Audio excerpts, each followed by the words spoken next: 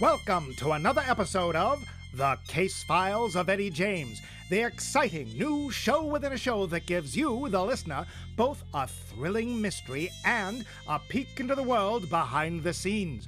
Brought to you by Bizzo Soap, the versatile soap that can't be beat for dishes, gets your white sparkling white, keeps the colors of the rest of your laundry at their brand new brilliance, and yet is gentle enough for washing your hands and face. One soap for so many uses, which saves the savvy housewife time and money. Bizzo Soap for the Bizzo busy woman. It's promotion time for the cast and crew of The Case Files of Eddie James. They're not getting promotions, rather they are participating in an event promoting their sponsor in the parking lot behind the studio. Excited fans are lined up to meet Russell, Lorraine, Clint, and Phil, while Millie, Barney, Roberta, and John participate in a contest to see who is the best dishwasher. Using Bizzo Soap, of course. How did we get stuck doing this while the others just sit around and sign autographs, Millie? It's only for a little while, Barney. Phil and Lorraine will come and trade places with us soon. Besides, the fans love it. There are more watching us than getting photos. True. I still want to cream Russell with a wet sponge, though. Right on that Italian Swede jacket of his. Shh. You don't want the fans to hear you, especially the one doing dishes with us. You'll get your chance. Oh, I'd leave the jacket out of it, unless you want to pay $500 to replace it. $500? Oh, I don't think my whole wardrobe cost that much. If it didn't, you're an excellent shopper. You're always impeccably dressed. Aw, thanks, John. Don't tell anyone, but I make a lot of my clothes. I made the dress I'm wearing, come to think of it. Wow. I thought it was from Paris. I wish I could sew. Oh, it's not that hard. I could teach you. Thanks. I'd like that. Greetings, friends! I have been sent to judge your Herculean efforts. Herculean? We just washed a bunch of dishes. For me to engage in any domestic chore would truly take the order of a god. So, what have we here, Sir Fuller? You missed a spot on this bowl, and tut-tut, there are streaks on this table knife. We need to see ourselves and our utensils. Hi, guys. What's going on? Russell is judging the washing up contest. Oh, this I gotta hear. So how did Millie do, Russ? I was just about to find out. Excellent work on the teacups, Millie. Even the handles are gleaming with cleanliness, and the plates are just as spot on in their spotlessness. Oh dear.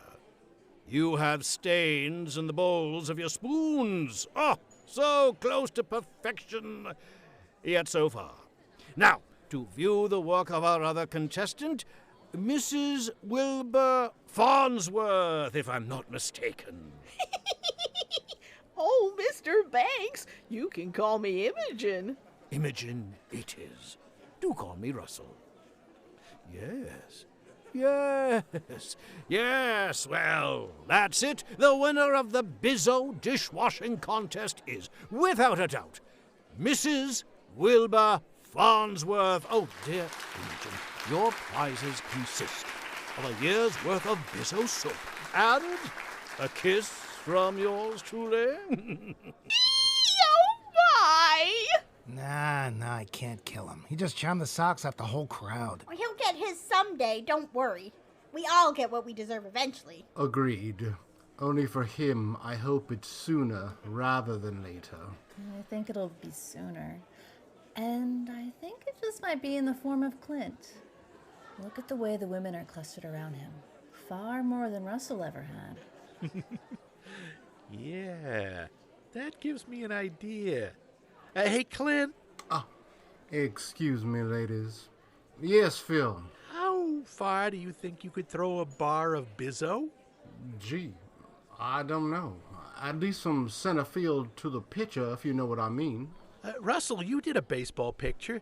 You must be able to throw a ball or a bar of Bizzo. Certainly, and well at that. Why do you ask? I think we should have a little exhibition for all these fans as the last event of the day.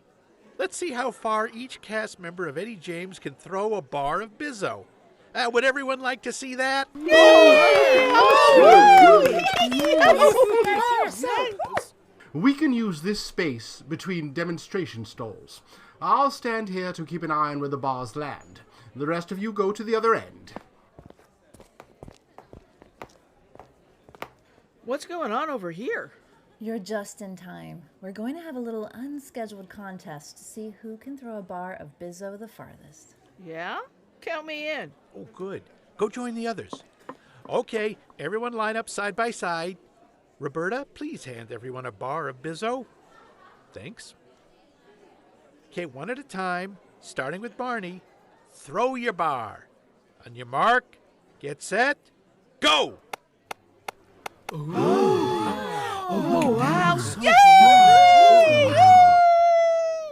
Well, don't that beat all?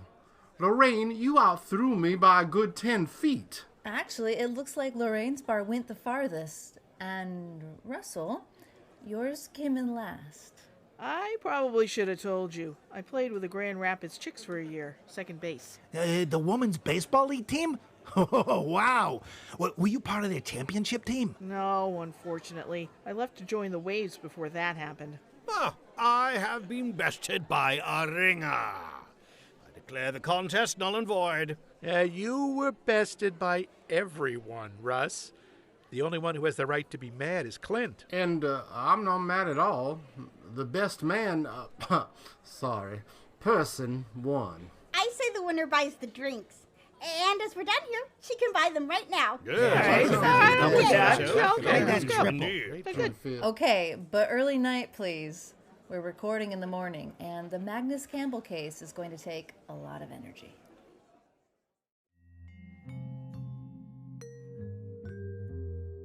The city is a lonely place. I know, I walk its streets. I'm Eddie James. Being a lonely man in that lonely city gives me a chance to see things other people miss. And that makes me a good detective. Walk with me and see for yourself. Hollywood isn't its own city. It's actually part of Los Angeles. If it was its own city, it would have to have a mayor, and there's only one man for that job, Magnus Campbell.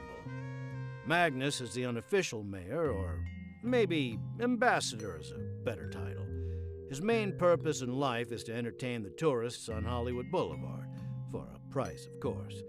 He'll do almost anything. Lead people on walking tours, sell trinkets his wife makes, pose for pictures dressed as a movie star, take photo portraits in the backdrop booth he painted himself. Everyone in Hollywood knows Magnus. His Scottish burr and Scottish red hair are hard to miss. He can be a little annoying, but he's so happy-go-lucky it's easy to forgive him. That's what I always thought anyway. He sure seemed fine when I stopped for a chat on the way to work one morning. Later, I'd find out he was anything but. Welcome to Hollywood, California, one and all. This is the place where dreams are made. And dreams are dashed. Ah, Eddie James. A good and well morning to you. On the way to solving abstruseness, are you? Yeah, well, with any luck. How's business? Ah, that's a question for me, missus. Flora, love, how do we fare? Always just a step ahead of the bell collector. But business is good.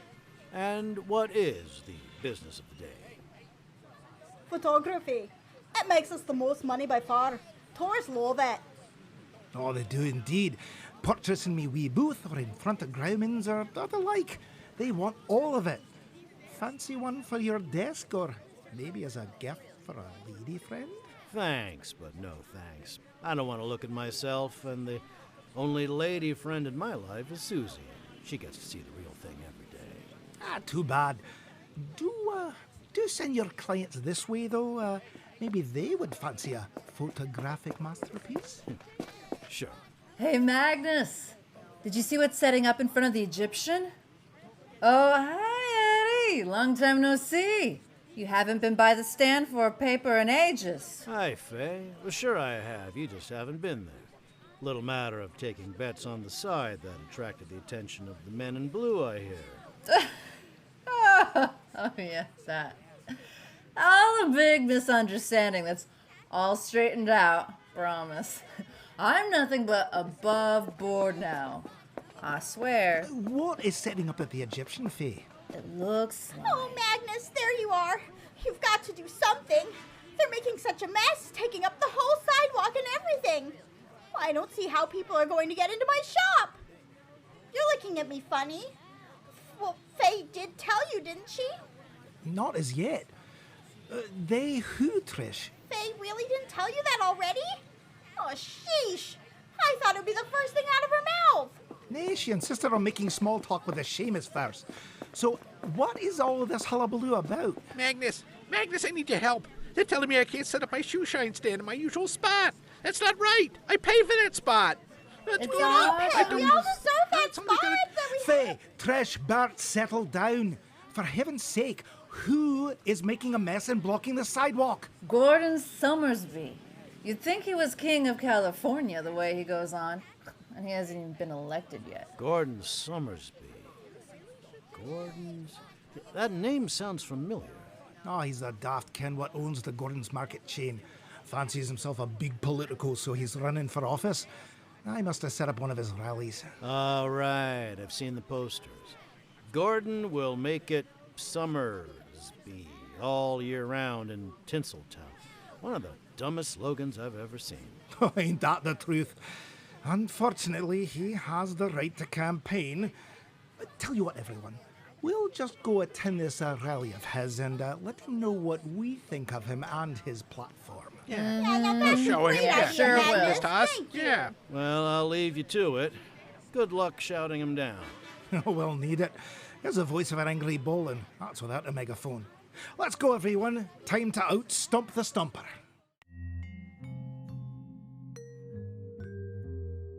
I was kind of sorry I missed that confrontation. I could have used a laugh.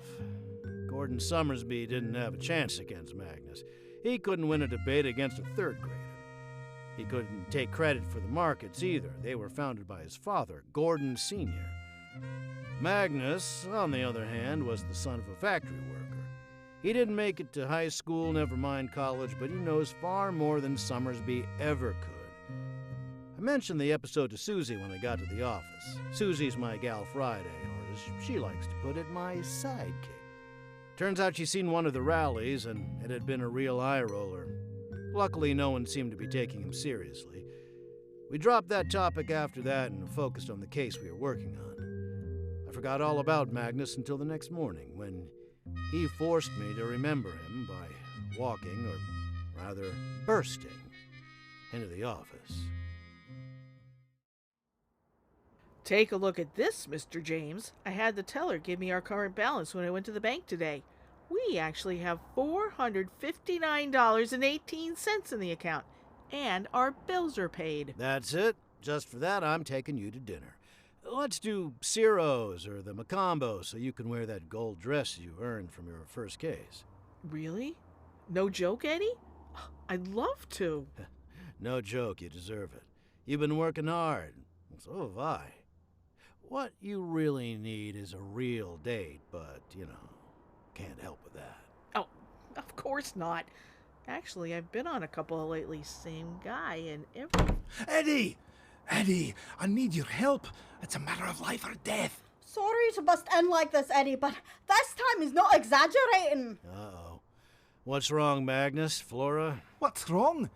Everything. My home's been ransacked. Me wee office where I keep me merchandise and me dark room have been nearly completely destroyed. And to top it all off, someone tried to run us over on the way here. I want to know why, and I want to know who, so I can return the favour. Did you call the police? Of course I called the police, you daft wench. Magnus Campbell, don't you ever speak to a woman like that. I'm sorry, Susie. I didn't mean that. I'm just upset about the whole thing. Start at the beginning, Magnus. When did all this happen? Well, I don't know for sure. Flora and me worked all day yesterday afternoon taking photographs. Around 6, I went to the office to develop the last of the film, and I found it in a terrible state. Everything was topsy-turvy. Most people in town know we live in a flat above the London shop. I worried that was hit too, so I hurried over while Flora was waiting for the cops. Sure enough, it looked like the aftermath of a hurricane. Was anything taken? Aye, now that's why I come to you. You are the smart one. Nay, as far as we can tell, not a thing we're taking. Not even my jewellery. My pearl necklace was still in its box. Well, that's a conundrum. Aye, that's exactly what it is, Susie. A conundrum. An abstruseness of the most abstruse kind. We done nothing to incur the wrath of a single soul. Not even Gordon Summersby? You were on the way to give him a piece of your mind when I left you yesterday. Him? He wouldn't dare. If he got caught, that would be the end of his days as a politician. Besides, by the time I got to his rally, he was almost through. I took a few photographs to document the problems he was causing, but I didn't even speak to the man. Didn't seem to be a point with him closing up and all. I'll send the photos to the city council with a demand for them to stop granting him permits. Oh, so you still have the photos? I have them, not on me. I developed them right after I took them, then Flora and me toddled off to the Pig and Whistle for a wee bit of lunch. I took the photos with me to look at while we ate. Took me camera too, which I don't always do. That camera's the most valuable thing I own right now, thanks to those darn robbers, so I put it and the photos in a safe place until I get my things sorted. Oh, that reminds me. I want you to hold this envelope for me, Eddie. It contains me will among other things precious to me. Oh, Magnus, I don't think... Please, please. I won't rest easy if that's still in my hands. I need to know it's safe. For the future and all. Okay, fine. Thanks. Well, we'd better get back to the shop. I'm going to lose a whole day of good work putting things to rights. Catch that miscreant who did this and find out why he did it, Eddie. Oh, aye, about your fee. I don't have much, but let's see, I can give you a tenner to start. Nah, your money's no good here. I'll take the case as my civic duty. Right, Susie? I should never have told you the bank balance. Right, Eddie? You're a good lad. Thank you. Thank you, both of you. One other thing. About this near hit and run. Did you get a good look at the driver or the car? I'm afraid not. Flora and I were about to cross Highland when it flew out of nowhere and screeched around the corner. Oh, missed us by a whisker. It was a black Ford coupe, about 3 or 4 years old, I think. And there was a man driving, a big one. But that's all I saw. No, it's better than nothing. Go get started on the cleanup. I want to make a couple of phone calls, then Susie and I will join you. All right. Thanks, Eddie. Come on, Flora. Time's a-wasting. I don't think he told us everything. Do you? Nah, Magnus never tells anyone the whole story of anything. I bet he does know why he was attacked, but he's too afraid to say and hopes we can figure it out on our own. Let's start by checking to see if he really did report the break-ins. Wayne will be able to tell us. You! Put the phone down. Yeah, put the phone down. Okay, the phone is down. Now what? You listen, and you listen good. We know Magnus Campbell was just in here. What did he tell you? Magnus? In here? Now, why would he come in here? We don't know, smart guy. That's what we want us to tell you. You're such a dope, Peanuts. You got it backwards again. Oh, sorry, Jukebox. I mean, Flatfoot. That's what we want you to tell us. But if he didn't come in here, then I couldn't tell you that. Huh? Look, we don't want no funny stuff. Just tell us what we want to know, or it'll be lights out for both of you. Jukebox. Boss said no rough stuff, remember? He said if they don't cooperate to warn them, then we do the rough stuff later. Oh, yeah, Don. Let me see if we have this straight. You assume someone named Magnus came into our office. Based on that assumption, you want to know what he inquired about, correct? I think so. Well, you go back and tell your boss that Magnus didn't want anything from me because he wasn't here. Are you sure? Because we could swear he walked in here. As sure as my eyes are green, big boy. And you know what green eyes on a dame means, don't you? Oh, sure. It means, wow. I don't think I can say that in mixed company. You can't. But I can say this. You two listen, and listen good.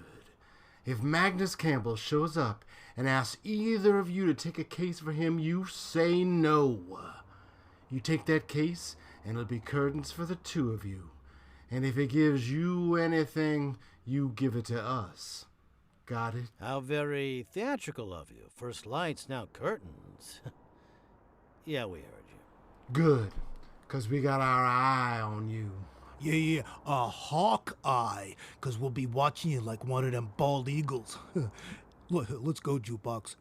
For now. What was that all about? I don't know, but I'm beginning to have a guess. I recognize those two. The tall one is Cecil Jukebox Parker. The little squat one is Marion Peanuts Thomas. They've been two-bit thugs and strong arms for hire longer than I've been a detective. Lieutenant Hadley. Wayne, it's Eddie. Why are Jukebox and Peanuts loose on the street again? Well, they did their time for the last job. They were released about a week ago. Why? They were just in my office to warn me off taking a case from Magnus Campbell. Any idea who they're working for? Not a clue. Their last boss was killed in a prison riot. There's talk they're the ones who did it, but there was no proof. Why does Magnus need to hire you? Oh, yeah. He reported his office and flat got broken into. That's why he hired us. He swears he had no idea why anyone would do that. He also said he was nearly hit by a car this morning. So, any chance Jukebox and Peanuts used someone's 46 Ford? There's always a chance. I'll ask around. While you're asking, also ask about Gordon Summersby. I've always thought he was just smart enough to know he has to keep his nose clean, but maybe he isn't. Magnus went to break up one of his rallies yesterday, and I got the feeling it wasn't the first time. Maybe Summersby decided to warn him off. That would be a pretty dumb thing for an aspiring city council member to do. I'll look into it, though. Summersby is pretty dumb. Where'll you be for the next hour or so? Magnus's office. I want to see the damage firsthand. Maybe a clue's been overlooked.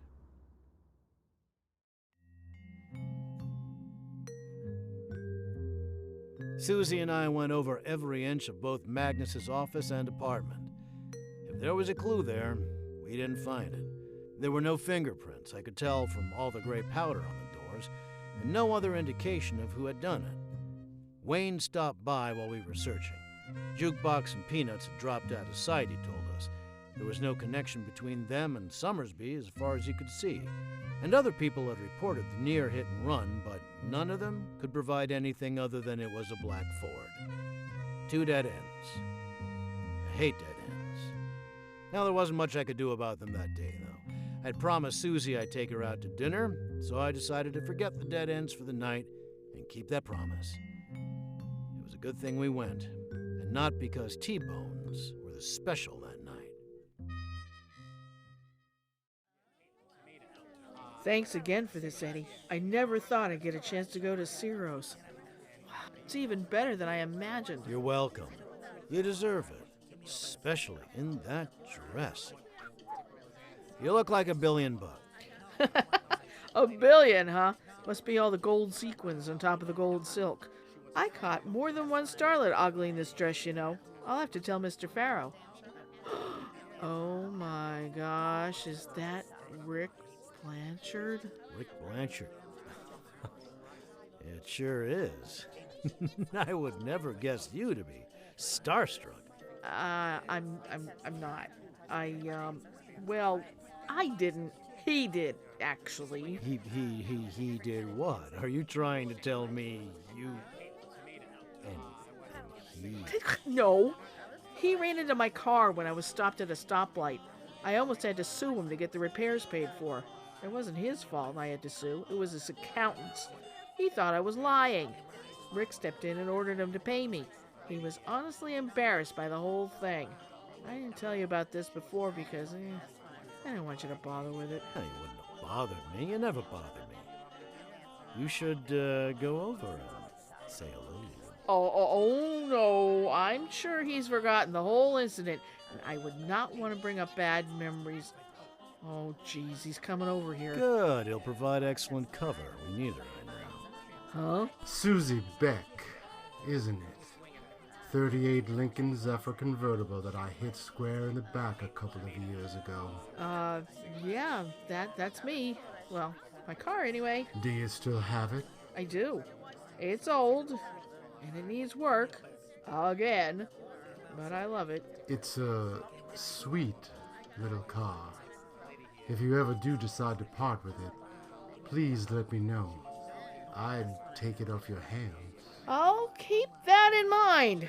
By the way, this is my boss, Eddie James. Eddie Rick Blanchard. Pleasure. Eddie James. I've heard that name. Private detective, right? You handled a case for Daring Pictures once. Set sabotage. I did indeed. I'm surprised. I thought they kept that, hush-hush. They did. I just happened to be working on that set at the time. I'll leave you to your evening. Nice to see you again, Miss Beck. You too, Mr. Blanchard. And, it's just Susie. Well, I'm just Rick to friends, just Susie. Remember, first dibs on the Zephyr. Here's my number, just in case. Bye. Holy cow, did that just happen? Yeah. And the timing couldn't have been better. I just found out who Jukebox and Peanuts are working for. A little, diversion helped me confirm it. Oh? Who? How? How? Well, I looked across the room. Who? See for yourself. I don't... Oh. Wow. There they are. With Julius Fields, the man who makes himself out to be the most upstanding of citizens. Everyone knows, though, he's just a thug. He must be pretty darn confident if he's willing to be seen with those two in public. Ooh, who's the woman draped on him? She looks vaguely familiar. Dixie LeBlanc. She's a singer. She had a hit a few years ago with that song, I Break Easy. Oh, yeah. Looks like old Julius broke her. She looks 60, not 30. Someone or something did. They haven't spotted us yet. I think I'll wander in their direction. Maybe I can get a hint of what's going on. Stay here. Okay. Just be careful. Really, I'm bored. Let's go to that new club downtown. What? You said you wanted to come here, so we came here. Now we stay here. Oh, pooh. Then I want a new kind of drink, something crazy, with rum and coconut cream, and that raspberry liqueur, Chambord. Fine. Jukebox, go get her one. Sure. Hey, boss. Eddie James is here, and he's walking our way. Yeah?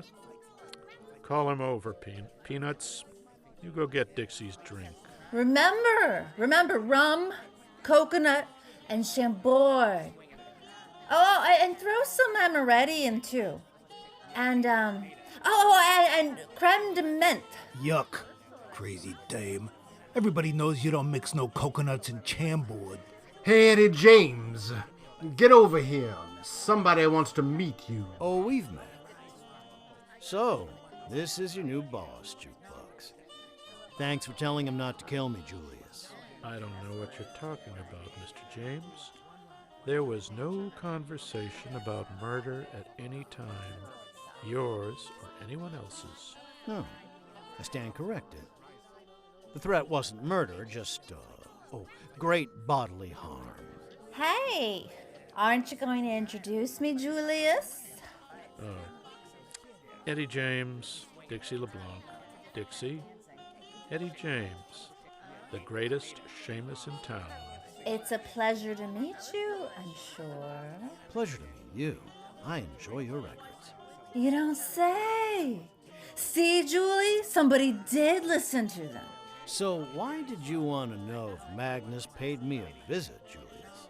Call it concern. I heard what happened, and I wanted to make sure he was being taken care of. If he hasn't hired you to find the culprit, I will hire you on his behalf. Oh, I didn't know you were so civic-minded. That's nice of you to offer, but it's been taken care of. I offered my services. Gratis. So you're already on the case. Good. Let me know what you come up with. If and when I come up with anything, you'll be able to read about it in the papers, same as every other upstanding citizen in town. All my cases are strictly confidential. Hey, if the boss says to tell him stuff, you better tell him stuff. It's okay, Jukebox. Mr. James is merely following the law. I'm sure Magnus will tell us what we need to know if we ask him nicely. I hope you get this solved, and quick, Mr. James. It would be a shame if anyone else became a victim. You're right. It would. That's why I won't let that happen. Good evening. Let's get out of here, Susie. I want to check on Magnus before Julius does. Okay. Did he give you any clues? No, but he did confirm that he was the one who sent Jukebox and Peanuts to the office, and he threatened in the nicest way to interrogate Magnus. Maybe we should talk to Magnus into going into hiding. Jukebox and Peanuts. What is with those names anyway? Jukebox sings when he's nervous. Peanuts used to sell peanuts at Wrigley Field when he was a kid. Well, that's what I heard anyway. I haven't had any dealings with him until now. Hey, Eddie James. I need to talk to you. It's urgent. Susie, Dixie LeBlanc, and vice versa. Did Julius send you out to warn me against talking to Magnus? No. He doesn't know I'm out here. He'd probably kill me if he knew. So why are you? Not all that long ago, I was just Shirley Miller. See, Shirley Miller worked the concessions at Grauman's. She was part of the Hollywood gang. Then a guy with a bunch of money thought she was cute and had a nice voice. In a flash, Shirley Miller became Dixie LeBlanc. I was the talk of the town for about 5 minutes. When the second record didn't go as well as the first, the money man disappeared. I couldn't go back to being Shirley, so, well, I made some mistakes. Magnus was a great friend to Shirley. I don't want anything to happen to him. Nothing will. I won't let it. Maybe. And maybe Julius is too desperate to be stopped. You gotta give him what he wants. Give it to him and he'll go away and leave Magnus alone. Give him what? I have no idea what he's looking for, and neither does Magnus. I don't know for sure, but I thought I heard Julie say something about a photograph to Jukebox. Well, that's what Magnus does, so that's not surprising. He must have taken a photo of someone or something he shouldn't have. I wonder if it's in the batch he's hidden. Let's go find out. Thanks, Dixie. If you need protection... I need an ounce of courage. One that doesn't come from a bottle. But thanks. I'll keep you in mind. Whew. I'd better get back in there. Good luck. What do you think? I think we better get to Magnus and fast.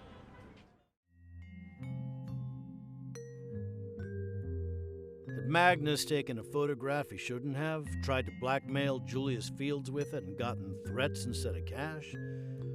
Well, possible, I guess. Magnus is always looking for a way to make a fast buck, but I didn't think so. He's conniving, but not stupid, and taking on Julius would definitely be stupid. Now, could he have a clue as to what Julius wanted? That was a lot more likely. I remember the envelope he gave me and the exact words he said about it. It contains me will, among other things precious to me. Precious might have meant the photos.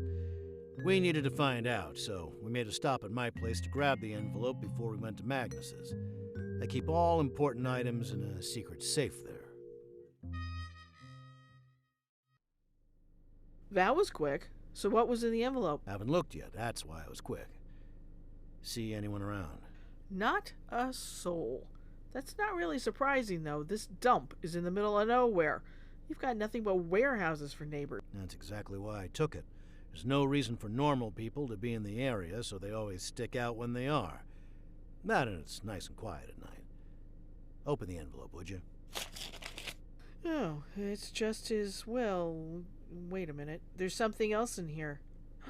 It's a claim ticket for a bus station storage. It sure is. So Magnus does know more than he's telling. He must. Why else check it? So, do we go claim whatever he's storing? I want to make sure he's okay first. Julius Fields is not known for his patience. Here's Magnus's office.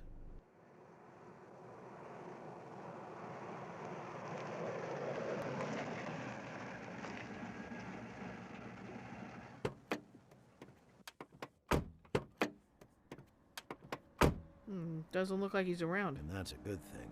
Let's just make sure the place is secure, then we'll go over to his flat.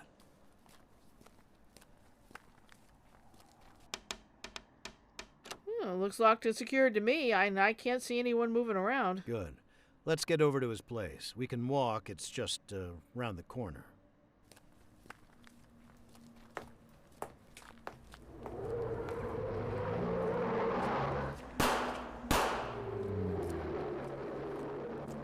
Eddie! A woman was just shot coming out of Magnus's, and she looks like Dixie LeBlanc. It is Dixie.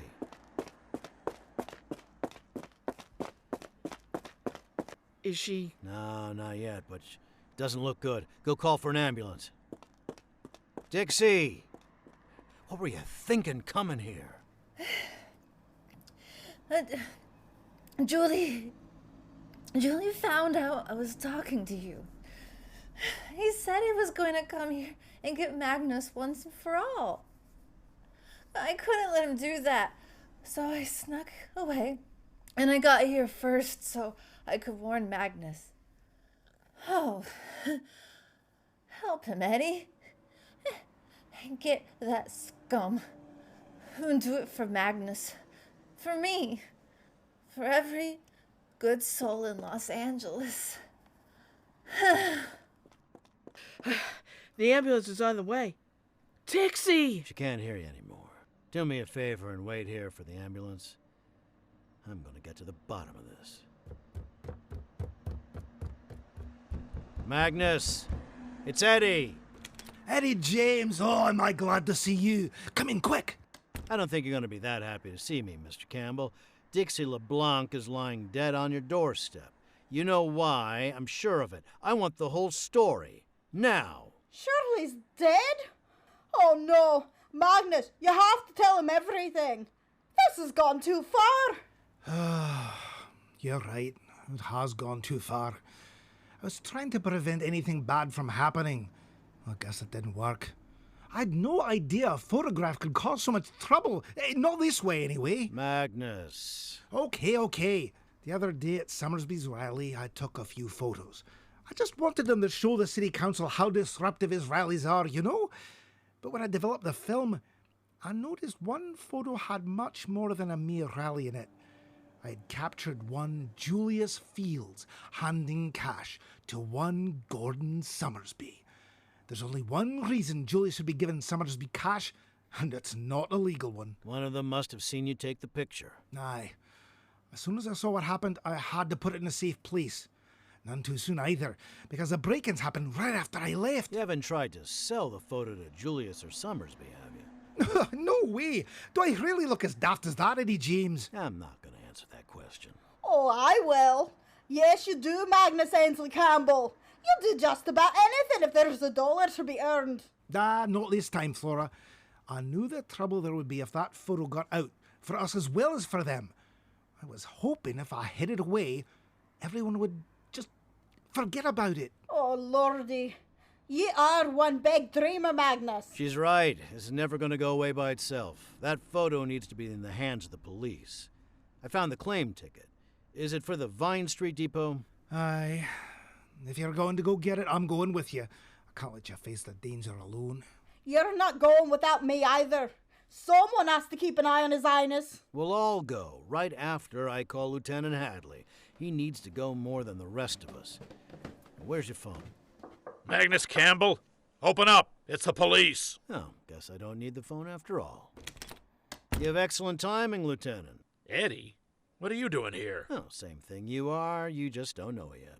Huh? Everything revolves around a photograph. Everything being messed up flats, murdered singers, and political bribes. Oh, I can't wait to hear this one.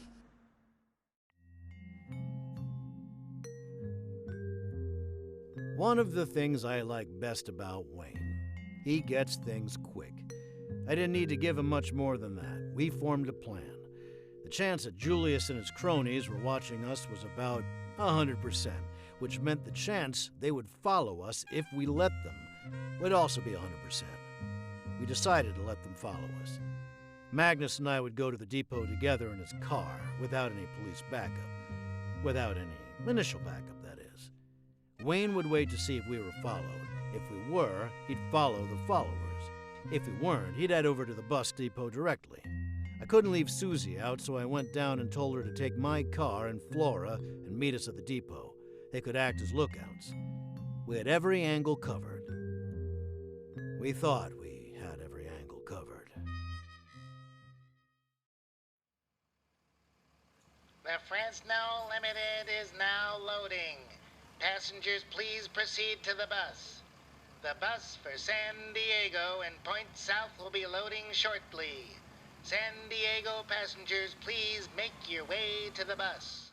The coast looks clear to me. You see anyone? Not anyone we don't want to see. Let's get that package and get out of here. I have a better idea. I say we get the package. That's a gun in your back, Seamus. So don't try anything or I'll send your insides off with the next bus. Must you be so graphic? What's the matter, Gordon? Weak stomach? You'd better toughen it up.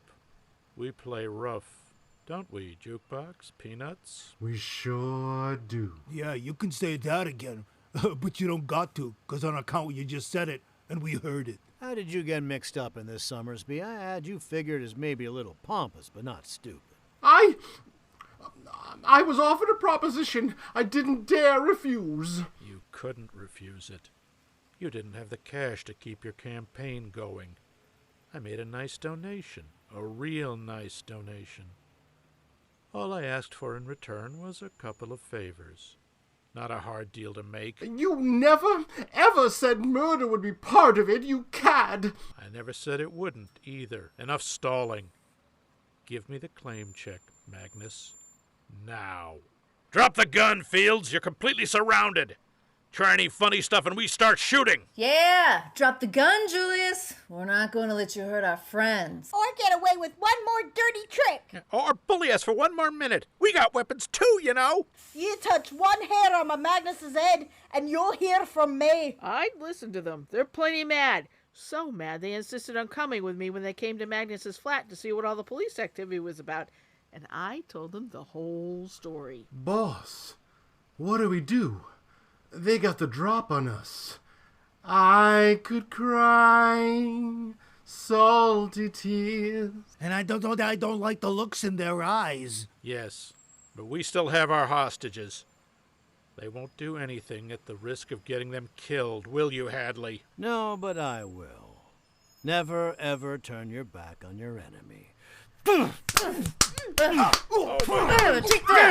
That's all you got? That doesn't like Pow! Eddie James, oh, I knew you were good, but I didn't know you were that good. You knocked all three of those thugs down just like that, and not a single shot were fired. Well, me and a little assistance from the sidekick. Thanks, Susie. Anytime, boss. Hey, Summersby just grabbed Jukebox's gun. Oh, no you don't, Gordon Summersby. Give me that gun. Now! Shooting Eddie won't save your career. Nothing will now. Take it! I could never use it anyway. I should never have gotten involved with you, Julius. You'd better put us in separate cells, Lieutenant. I'll kill him if you don't. You couldn't brush your teeth without my help. Hey, that's a good one, boss. Yeah, I like that one. Make up another good one, boss. All of you, keep your yap shut and go sit in the paddy wagon like good perpetrators. Well, Well, what? did you get the photo? I want to see what all the fuss was about. Yeah. I want to see that. see it Sure. Show us the photo. Ah, we haven't had the chance, people. Let's get it now. Clerk, I'm claiming... Oh, yeah, you figured it out already. Oh, thanks. Here, Lieutenant Hadley, you should have the honor. Yeah, that would ruin a career or two, all right. Thanks, Magnus. So now that Summersby's out of the race, who's going to represent the district? I'm no fan of that idiot in office now, O'Neill. We need a new councilman. Someone good. I say Magnus should run. We know we can trust him to take care of us. Ah.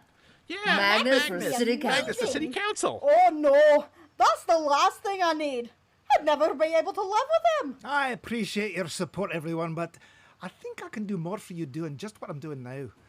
On the other hand, I know the perfect candidate. What would y'all say to City Councilman Eddie James? I'd say you have a better chance of getting a circus bear in office. I don't know. I kind of like the idea. Yeah, not that it would ever happen, but why do you like it, Wayne? Less work for me.